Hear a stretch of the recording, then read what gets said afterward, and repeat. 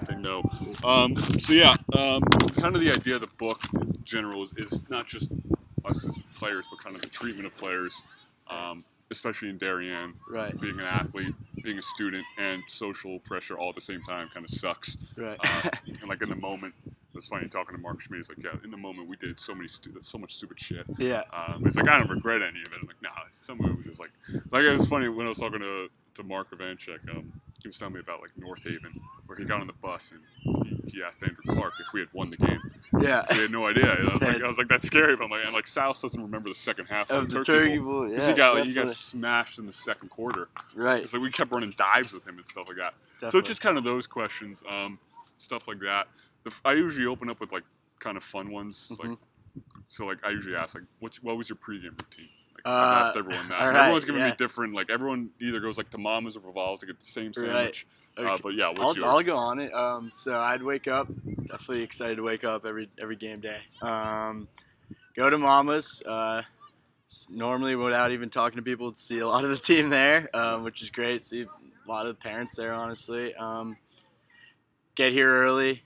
Get on the field. Kind of test the legs a little bit. Get back in the locker room. Get taped up. Drink a Red Bull, which is still kind of something I do.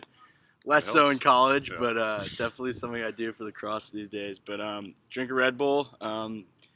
Kind of when I was an underclassman, listened to my own music. Senior year, got to control the music a little bit in the locker room, which is great. And then just get as hyped up as possible. I think my high school experience, football was definitely just a lot of energy, a lot of kind of get as excited as you possibly can so you can go into the game and hit people as hard as you can without really thinking twice about it.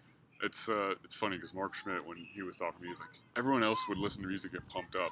Mark hated getting pumped up because then he'd lose energy. He'd go into the field and already be exhausted. Yeah, Mark is a crazy. So yeah, Schmidt was like Schmidt's interview was great. Definitely. Gave, but yeah, it's interesting. Like for me, it was kind of the same way. I was like, I didn't like to get pumped up because then I'd be tired and stuff like that. But like I would always get here. And like T would be like, get here like say like 10 for a 1 o'clock kick. Yeah. I'd be here like 9. Yeah, I get here. As soon as I wake up, I'm going to Mama's. I'm coming here. I'm trying to get my mind right. I also, Coach Fern talked about that. A lot of the hype was, he talked to us about controlled hype. Yeah. Kind of getting excited, but making sure you can withstand the moment and kind of you're ready for the moment. But Coach Fern had always talked to me that he thinks I need to be as hyped up as possible. Yeah. So he said when I talk about control hype, you just kind of ignore it and you just get as hyped up as possible. I remember the other thing Schmidt was talking about. He remembers we played Hill House here sophomore year for our first game, and he remembers walking in the locker room. And that's when Simon Says was, I think. Yeah. Like Mark remembers walking like, what the fuck is this song? Definitely like crazy. Pastor Dahl's in the corner listening to it. That's but funny. then in 2013, you actually, because I remember you played in the Turkey Bowl, you had a role in the state playoffs as well, and the first part of the book, a lot of it is focused on Silas because he was counted out to begin. Like no one gave him a shot. Right. He was pretty much a bridge quarterback between like Baldwin and Timmy, and like we were supposed to go like 6 and 5. And Trifone had just said he's like, he was the motor that ran that team. Definitely. Timmy had said he owed everything he did in high school to Silas because he was kind of mentored by him. But what did a guy like Silas as a captain as well? When you became a captain later too, what kind of effect did he have on you? Well, I think Silas and that whole class, honestly. Miles Ritter, Nick Lombardo, Jay Harrison, I could keep naming them all, Gunn, all of them. Those guys were warriors. Like you said, nobody really gave them a chance. And coming in as a sophomore, I was more of a skill guy, but they kind of taught us how to play hard, work harder, and definitely took that mindset moving forward more. You got to work your ass off if you're going to get to where you want to be in this program. I think people knew as we were coming up in the program, our class, that we had the talent, but I think Timmy's right. We owe it all to them. They kind of laid the foundation and taught us how to use what we had, but they didn't, not that they lacked the talent, but natural talent. A lot of people didn't think they had it, and they just kind of worked through it and started to really put together a great year. And also as a sophomore, that's a pretty nerve-wracking time to be in a big game, and those guys were always there to make sure we weren't nervous. I mean, I say to this day, I had a NCAA playoff game the other day, and I was telling everybody exactly what Silas Wiper told me before the Turkey Bowl in his link speech. He said, "You only get nervous when you're unprepared." So those guys really, and that stuck with me, and that's why I watch so much film. I mean, if you're really prepared for a game, there's no reason to be nervous. You're only nervous if you're something you feel you're unprepared for, and you're nervous that that's going to bite you in the ass. So that mentality of working so hard to be ready for every moment, and they were, and they delivered, and then kind of putting that on us so that we had to deliver in the next 2 years, which is amazing. It's funny because the other thing we were talking about, because I go between the perspectives of like the starters and like guys like me and like Sam Giorgio and like Mark Schmidt sophomore year, who weren't on the field, like, cause, and like when we were talking, we remember like North Haven.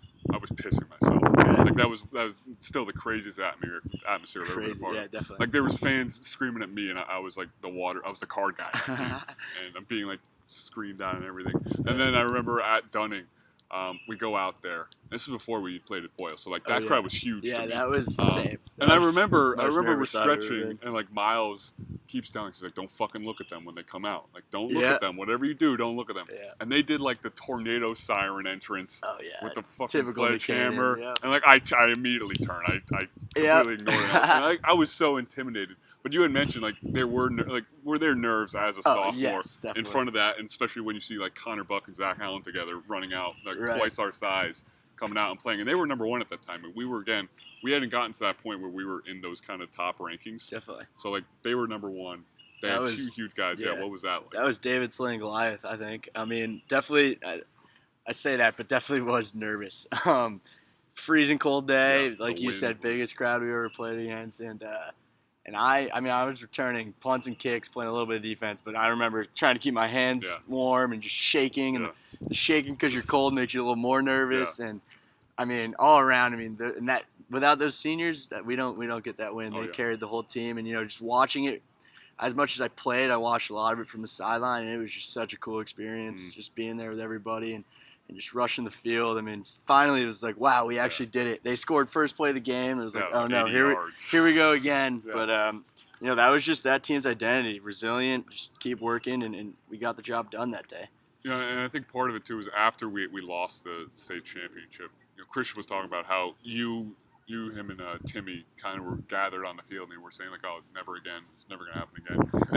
And I mean, it's silly to say that it wasn't a motivating factor. I mean, that loss sucked. Definitely. And like you're freezing your ass off in the snow. Definitely. They're doing their whole like sliding thing, which I hate. Like thrown in our face. Yeah, I know. But then so going into because you were also playing lacrosse, and like Mark had said, the loss stuck with him for a day, but then he had to transition into lacrosse mode almost immediately. He had to cut from 245 to 215. That. Definitely. So like he didn't really have time to think about it. But like during the lacrosse season, stuff like that, were there thoughts towards like football's coming up or stuff like that? Definitely. I mean, so I'd say just as a competitor, I wanted to win everything. The losing taste in my mouth definitely really sucks. So I think actually that year I went right into basketball.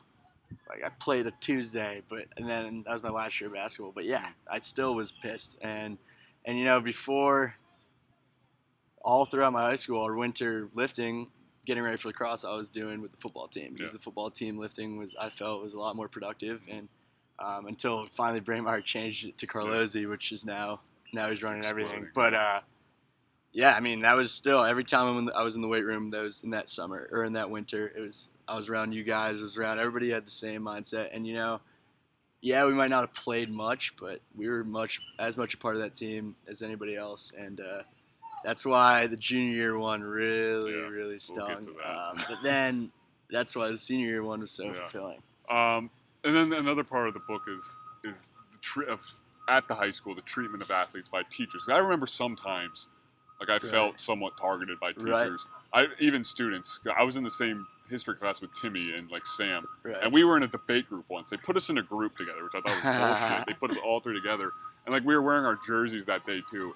And, like these kids were like they wouldn't give us a chance to make a point because we were the stereotypical jocks and stuff, which is unfair because a lot of us went on to be really good students, and go to great colleges and stuff like that. But did you ever feel targeted by a teacher, other students, either good or bad, and stuff like that? I think there's definitely a stereotype with the jock thing. I think our class did a really good job of kind of powering through that and trying to be really good people on the side. And I mean, we were a huge family. We weren't acting malicious like kind of maybe had happened in the past. Mm-hmm. I thought we'd try to do the best we could to help our image.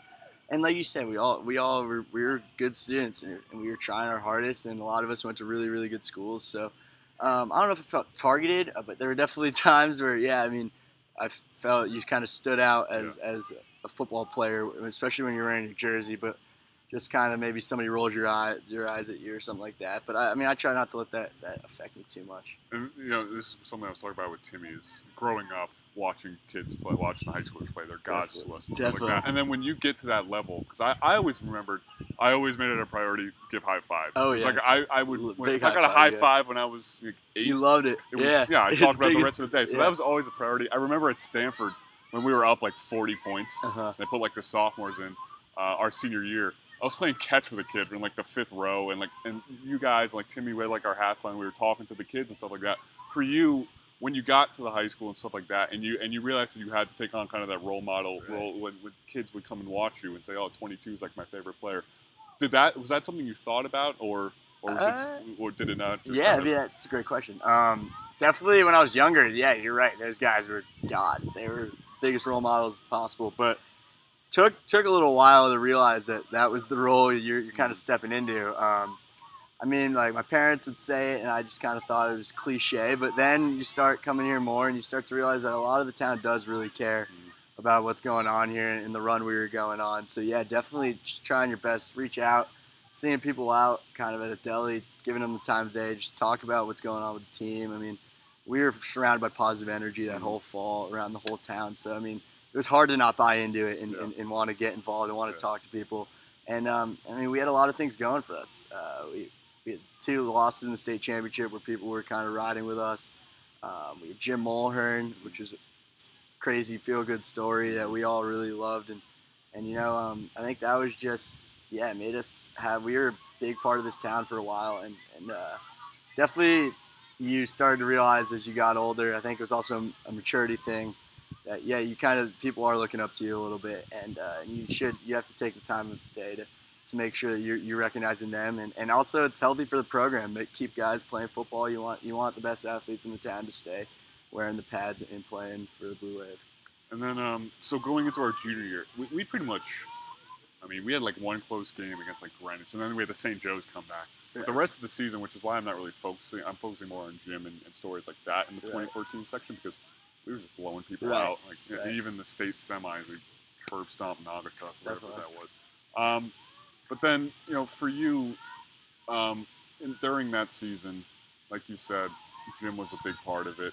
And I remember when we first met him, we did the ice bucket challenge here and stuff like that. I remember it perfectly. And then, that was awesome. That was during Hell Week and everything. But for you, how much of like an inspiration, and even for Foam saying, he wasn't expecting Jim to be that big of a part of the team, but we really gravitated around him and stuff like that. So how big of an impact did he have on you as a football player and growing up and maturing? So much. That's some real life stuff. And growing up in here, people say Darien's kind of a bubble.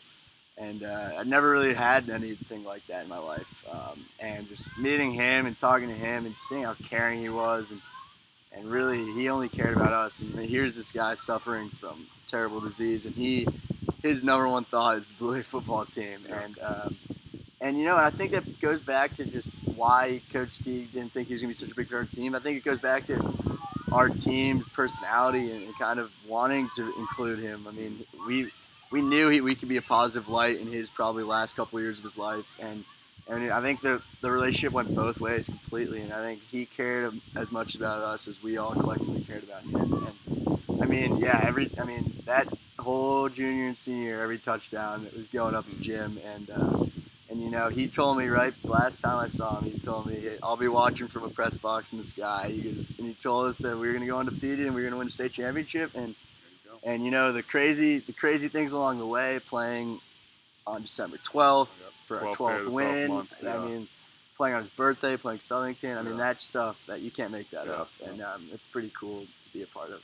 Yeah, and the other thing is with football, is the adrenaline is just.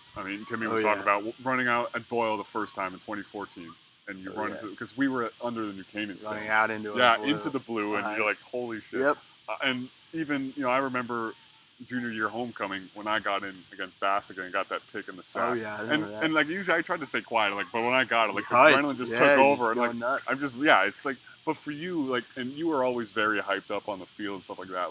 Like, what's the adrenaline rush like in moments like touchdowns, interceptions, Yeah. just big plays like that? Definitely. I mean, big games. There's nothing like it. That's why football is the best. I mean, that's what you live for. It's why you play to kind of get that feeling, that adrenaline rush. Don't want to say you black out, but it's pretty damn close when you're making a big play or when you're making a big hit. But football is great because you got the whole team to get excited with you. I mean, and there are plays where I feel the adrenaline rush just as much as the guy making the play because I'm right next to him, and that's why it's so great. Everybody can kind of collectively share that feeling, and that's something I miss every day that I don't play football. I mean, I decided to just move on to lacrosse, but lacrosse only has that adrenaline rush maybe a couple times a game. It's more of a free-flowing game. Football, it's every time you're lining up, you're expecting to have a rush like that every play. And then Turkey Bowl 2014. So that was that boy. That was the FSEC championship as well. Going into that game, we again were kind of picked as the underdogs. Everyone was like, last year was kind of like a luck and stuff. Like Collins is too good. Timmy was talking about like how he hated being compared to Collins and stuff like that. But it was for the second consecutive year where people were saying we don't have a chance. Right.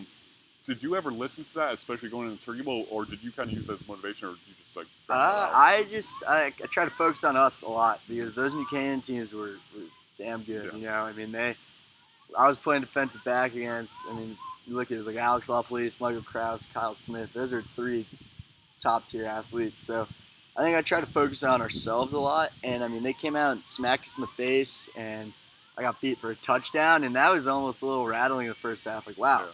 Maybe these people were right, but we had a great group of guys that kind of nobody let those thoughts get too deep in our minds. We kind of regrouped at half. We scored right before half, and then just coming out, we kind of realized, hey, we are better than these guys. Honestly, we have a better team. We have a better camaraderie, and they kind of started to fold, and we started making plays. Then, whenever I talk to anyone from our class, I just say 20-7 at halftime. They automatically know. Oh yeah. So like, shut the fuck up. Yep. But I wouldn't have asked you this in the moment. Yeah. But a couple of years later, there was the extra point. I know. Yeah. I'll talk to you about it. I'm guessing you know.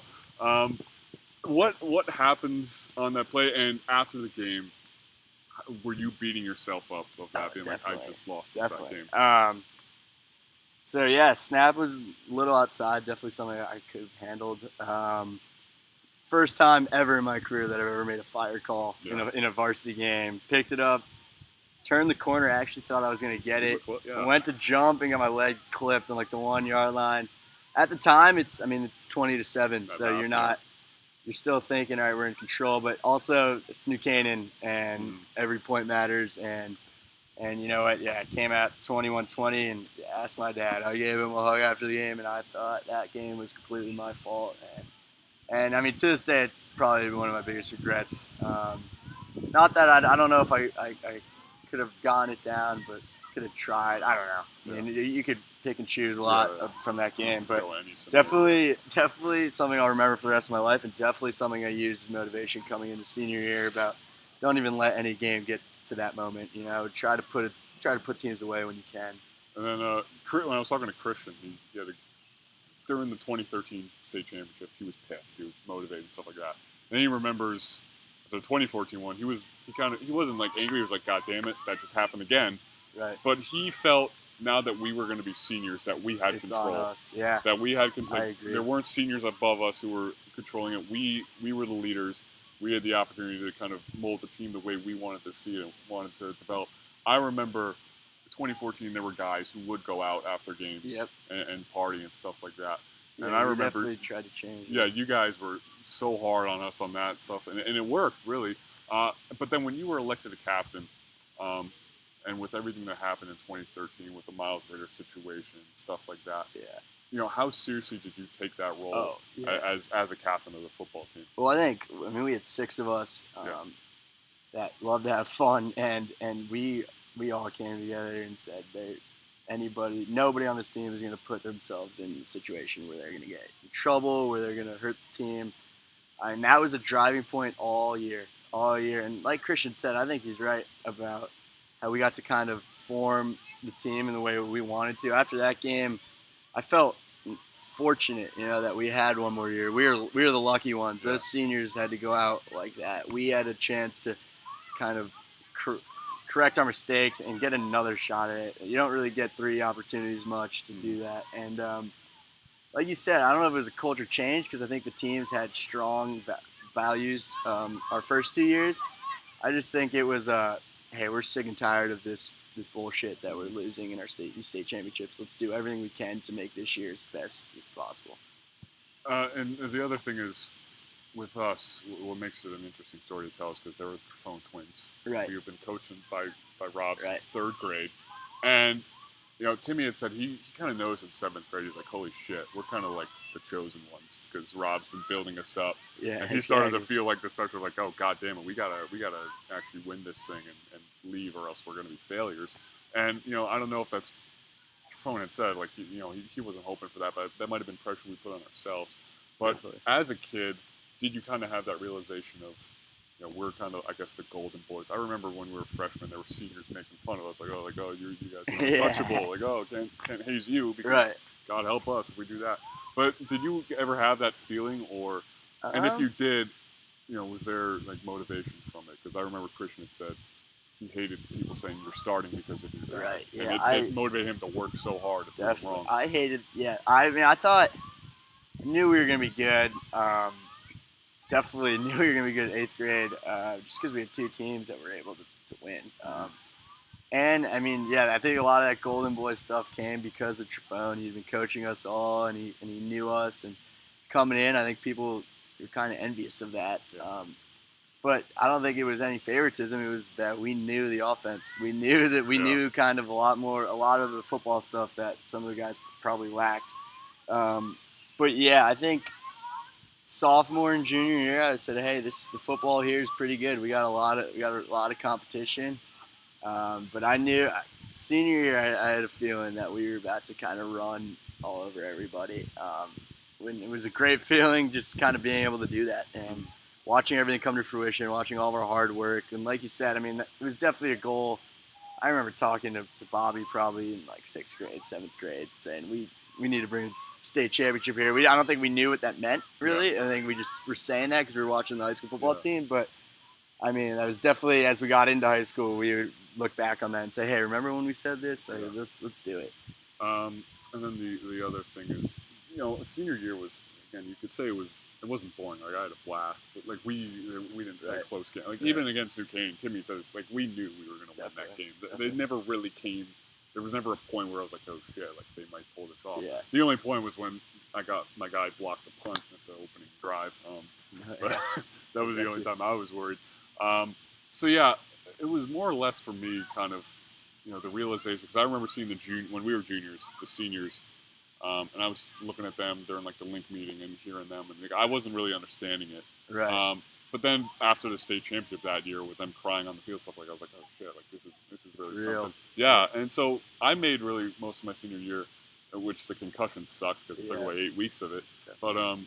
But I made it kind of a priority just to have as much fun as possible because when we were kids, having fun in football field was the best. And then it kind of turned into like this business job. And I was like, what? It could still be our job. We could still kick ass. But like, I want to have fun. I want to enjoy every play I'm out there.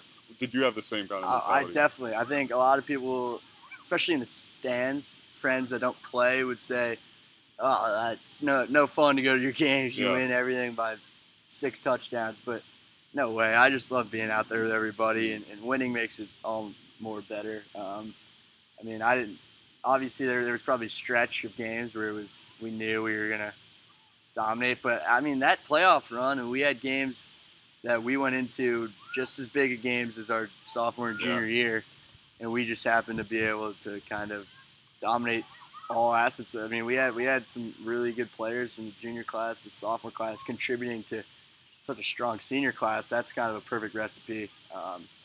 Everybody's working hard, and I think I just enjoyed being out there every day with all of us. And you work the thing about football, you work all week to get that one Yeah. game, so you better make the most of it. Yeah. And if you're not having fun during that game, then I think you're doing something wrong. And then there's the playoff run, the Southington game. Yeah. Schmidt was talking about. He's like, he remembers, like that was the first time all season. He was like, man, like there's a chance we lose this thing. Like there's a good chance we might lose this game because they were unstoppable on film. They were like 49 straight wins. It's incredible. Like this is actually like a legitimate team. And for some reason, even Schmidt had mentioned a great quote. He's like, why the fuck would they piss off Mark Ivanchek? Yeah. All they're so like that is like the one person like you don't piss off. They were hot shit. Yeah, and I remember like Jay Rose was like Instagram post like just know we're coming, Darien. And like, yep. The fuck does that mean? Yeah, all right. and we destroy them. Yep. And that was also on Jim's birthday, which was awesome. That was in front of the Boyle crowd. We got a huge crowd for that game. So yeah, again, were you having when we had gotten up like 21-0? Oh yeah. Were you just like at that point like this is awesome? I think that game was the kind of everything in our career built up to that one game. It wasn't the state championship, but I mean state semifinal, like you said, Jim's birthday, night game at Boyle, in front of a huge crowd, and I think we played the best that we could have played. And we started going. It took us a little bit to kind of feel them out. We had never played a team like that. We had no idea what to expect. We had film, but it's hard to measure against upstate opponents. But I mean, everything came to fruition. Once we got up, everybody was still flying around. I mean, I remember being up 28-0 at half, and everyone still being so locked in, saying, "Let's get 49 before they get anything," and just coming out and still being on fire. I mean, it was just a full 4-quarter game from everybody. And after the game, it was just pure joy, I think, on everybody's faces. This is what we've been working for. This is exactly the moment that we have been working for. Let's enjoy it. And, I mean, obviously we had Shelton, but we definitely made sure to focus on Shelton because we weren't going to leave a third state championship on the table.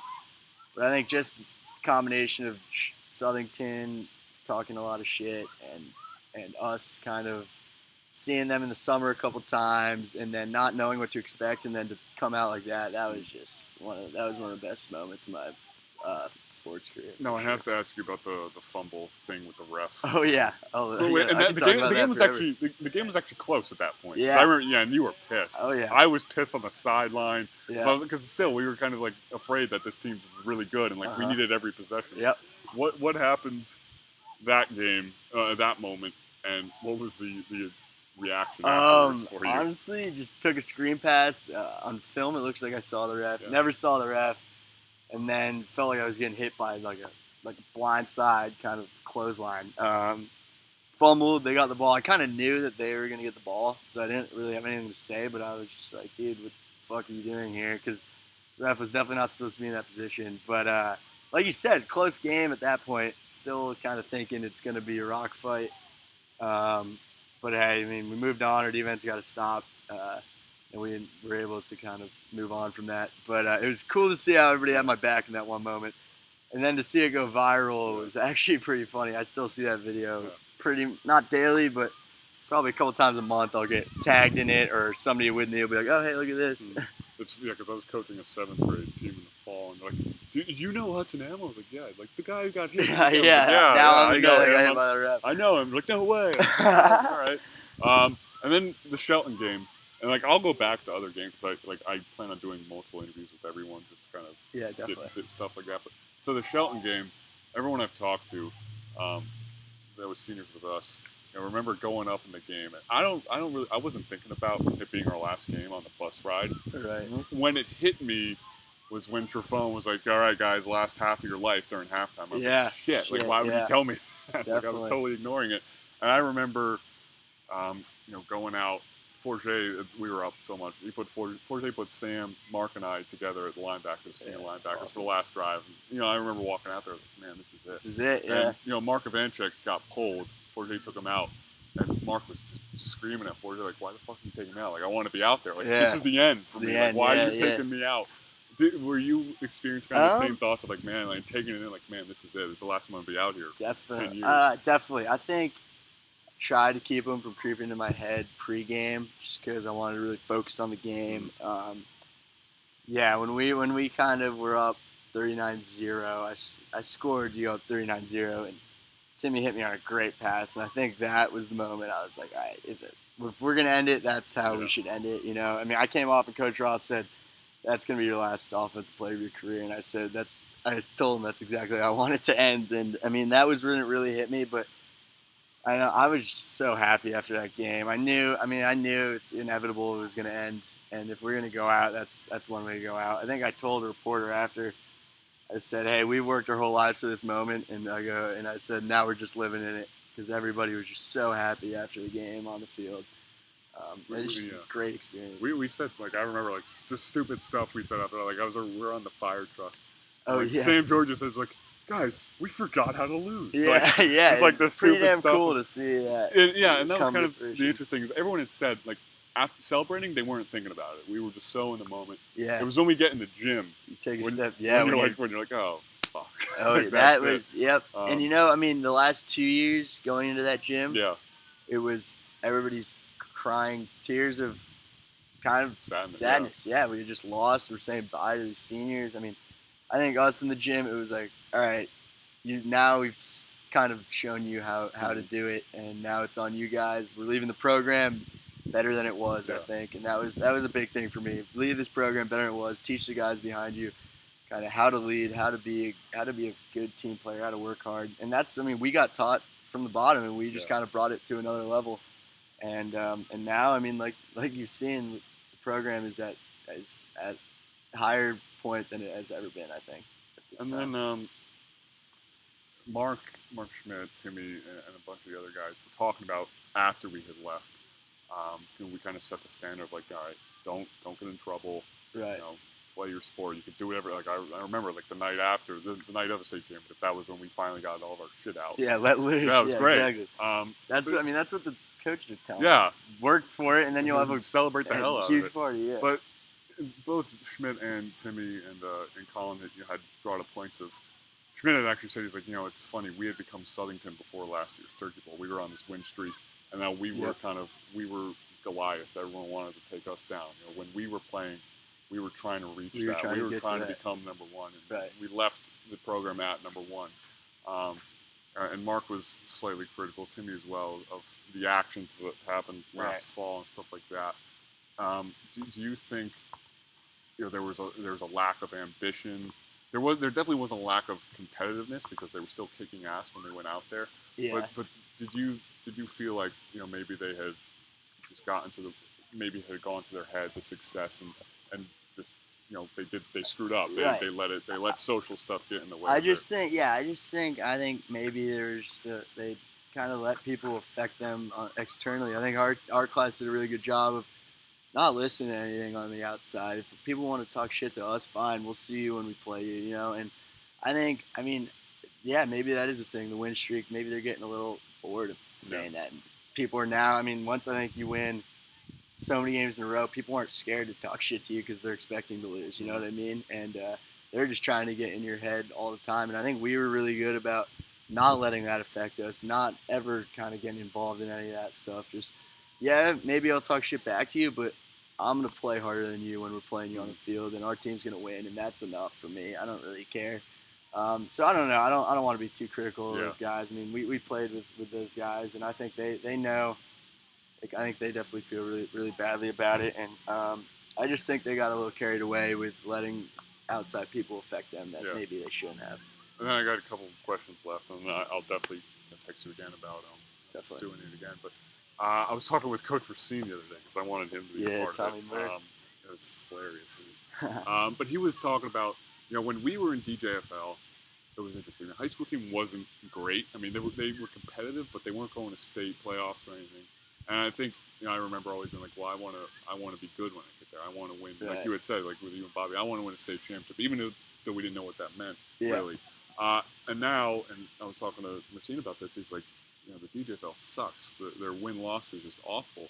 And he's like, I don't know where to credit that to. Maybe it's talent. Maybe it's them looking up to the high school and expecting that when they get there, and Schmidt was all in on it. Turn the head. Yeah, just automatically they'll be good when they get there. Now, again, I feel like our situation was different because we had Trafone with us. Right. We were surrounded by talent. Yeah, you don't teach Mark Ivanchik. That just happens. Yep. But do you think because of the success that might play into future athletes seeing it and going, well, maybe I'll just be like that when I get there. Or Yeah, I think so. I think it would be really important. It's kind of a new generation of people, I'd say. I do think a lot of it in high school is Carlozzi, so I think that the program still is going to be in pretty good shape because John kind of morphs these guys into unreal athletes. Yeah. But like you said, I mean, I looked at the high school when I was younger, and I was like, oh my God, these guys are. Even though I knew their record wasn't too good, but I thought they were pretty damn good. And then it was cool to be in high school and be like, it's the best record we've ever had, considered the best team we've ever had, and just be like, wow.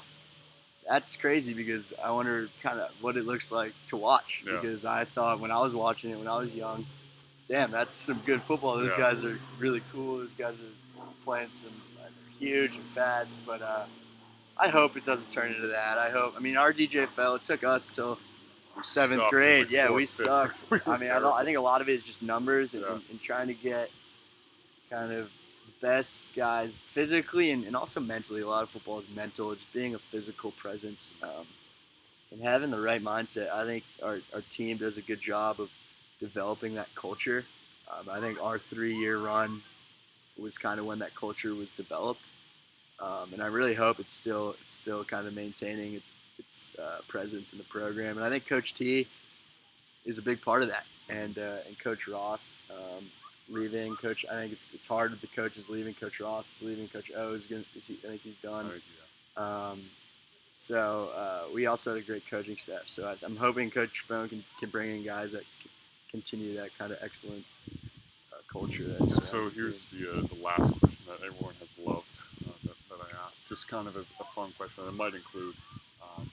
It's not the main point of the book, but I think it's an interesting point to make is do you think our class, or the 2015 football team, was the best in Darien High School football history? And if so, why? And Timmy was talking about how Connor Tinkin came up and said, we'd smoke you in 7-on-7. Yeah. And Timmy was like, fuck that. There's no way. I do think so. I think these last couple teams were damn close. Because a lot of those guys contributed on our team. And like I said before, I think we had a perfect mix of our class, talent we had, the experience we had with Coach Trafone, the experience we had in the high school program. A lot of us have been playing for 3 years. And then we had juniors contributing, Finley Collins, Andrew Stuber. Those guys turned into all-state MVPs. And then we had sophomores that were still contributing. And I think just the camaraderie, we had a bunch of things going for us. And then I think the biggest factor is Mark Ivanchik. I think Mark Ivanchik kind of puts us over the edge of best teams ever.